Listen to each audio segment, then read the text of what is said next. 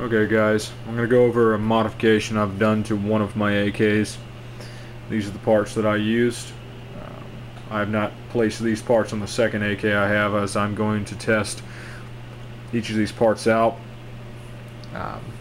on one rifle before installing them on the second rifle to get a good comparison. Both of them were G-Spec Romanian AK rifles. So first we have the AK-47 1-4x28 30mm CQB scope. It has the illuminated reticle from red and green, etched glass mill dots rather than wire.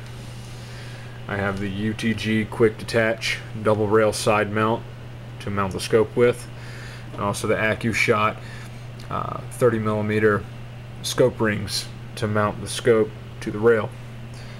We have a ergonomic UTG pistol grip for the AK. There's a little notch right here that keeps your finger at the proper relief on the trigger to make sure you marry your finger to the trigger perfectly.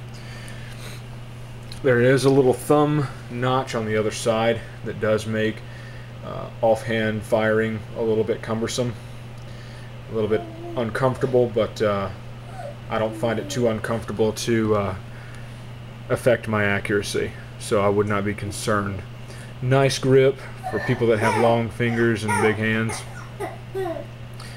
Not quite a saw grip, but it'll work. There's a 5-position UTG vertical grip, so you have all the way forward, all the way to the rear. There's a half position forward and back, and also straight down position, and it does lock into place. This is the side rail mount that you use to attach to your AK receiver in order for you to attach that rail mount, that rail assembly for your scope. We have over here the DEZ adjustable gas block that I did on another review. Very nice gas block, allows you to turn it all the way off or on or in between. All the way off, you can use it to shoot subsonic ammunition. Then you have the Tapco RPK style muzzle brake to help reduce recoil and muzzle climb. We have a extended mag release. The extended mag release has aluminum pop rivets that I don't trust, so I use these steel pop rivets to ensure that it will withstand all the torture I'm going to put it through. So I recommend you switch to the steel pop rivets. The adjustable trigger group that does require some heavy modification on my part to make sure I get the proper trigger pull and operation out of this trigger compared to the way it's supposed to be installed by stock. I don't recommend modifying this trigger group unless you're a gunsmith and you know what you're doing. Later on I'll show a review on how to modify it to my specifications that will get you about a 3 or 4 pound trigger pull, and be nice, crisp and clean, but can be dangerous if you do not do it right. Your rifle could very well potentially slam fire. Black Hawk multi-purpose 3-point sling used for collapsible stock rifles. A Picatinny rail sling mount. It's going to come in handy. It's going to get the pressure off of the barrel. Later on in another product you'll see why.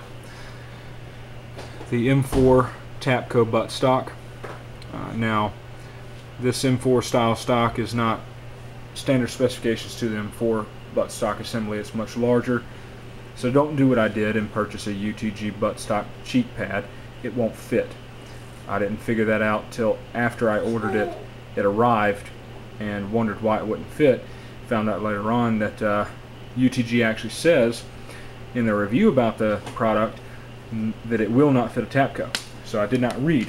So make sure you don't make the same mistake I did. Here is a UTG style non-slip recoil pad for the M4 stock. A AIM RIS forward grip, upper and lower assembly. pretty much free float your barrel as much as possible without heavily modifying the rifle. The upper assembly pressure fits on the gas assembly. The lower assembly bolts to the upper assembly.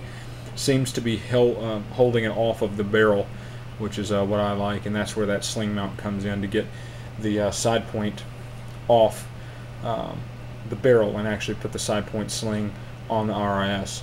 Also, this stock little cap mount that contains your sling point will not fit your Black Hawk style slings. The Black Hawk style slings are a little bit too large. So luckily I did go ahead and purchase that sling mount so that my Black Hawk sling would work with it. Okay, so here are all the products. Here's the unmodified AK-47 that all these products are going to go on.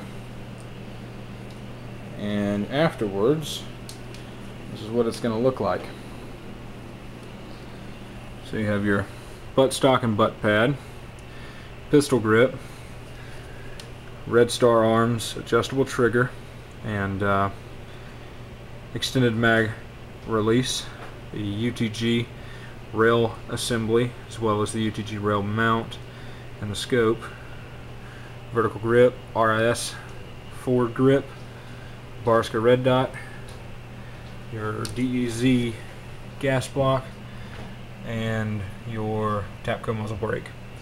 As you see here, the optics looks to be pretty close to that red dot, and it is. You can barely see the very bottom of your red dot, and it's just a kind of a grayish blur, and it's only, I would say, 1/8 of an inch high. It's not even entering anywhere near your mil dots, so I wouldn't be too concerned about it. It doesn't bother me. It may bother other people. I can see my front sight assembly through that scope more than I can see that red dot, and you see how much of a difference of an incline that has. Now, over a distance, when I start adjusting for bullet drop, it may affect me a little bit more. I have yet to test that, and I will on a later date. The other modification that I have not done is a new trigger assembly.